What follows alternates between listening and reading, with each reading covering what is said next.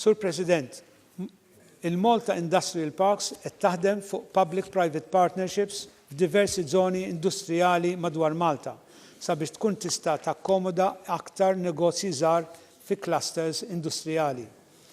Fis-settur farmaceutiku bħala regolatur, l-Awtorità Maltija dwar il-Mediċina rnexxielha tbiddel l-industrija farmaceutika f'settur innovattiv u ottimizzat li jiffoka fuq il-pazjent.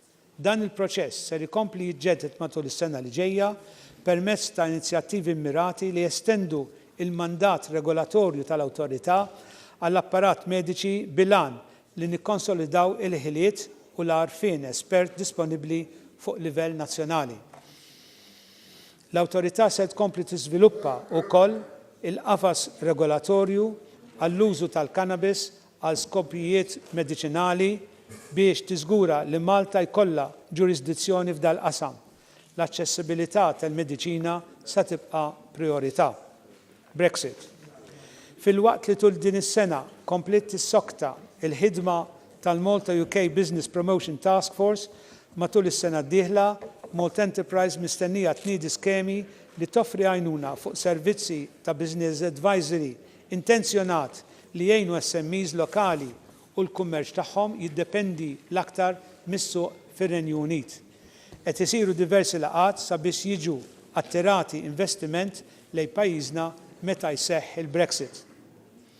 Matul din is-sena tkomplet ħidma fuq liġi ġdida dwar il-kummerċ ħieles bilan li jitwaqfu żoni ġodda bħal tal-Freeport skont il-ħtieġa. Dan l-att mistenni jaffaċilita investiment ġdid fis-servizz tal-loġistika internazzjonali. Dan mhux biss joħloq impjiegi ġodda, imma jkun ta' għajnuna l-kumpaniji eżistenti billi jwassal għal żieda u titjib fis-servizz bl-ajru u bil-baħar. Sabiex inkomplu nkantru l-entrepreneurship f'pajjiżna se nifukaw fuq pjantazzjoni li jgħin lill startups jikbru. F'dan rigward ser tkompli tiġi promovata l-iskema ta' Seed Investment Scheme. Barra minn hekk huwa maħsub li noħolqu ekosistema li tgħin li startups jikbru u għalhekk se nkun qed nintroduċu skema ta' startup visa bil-ħsieb li niffaċilitaw il-proċess biex aktar startups barranin jażlu li jistabbilixxu ruħhom hawn Malta.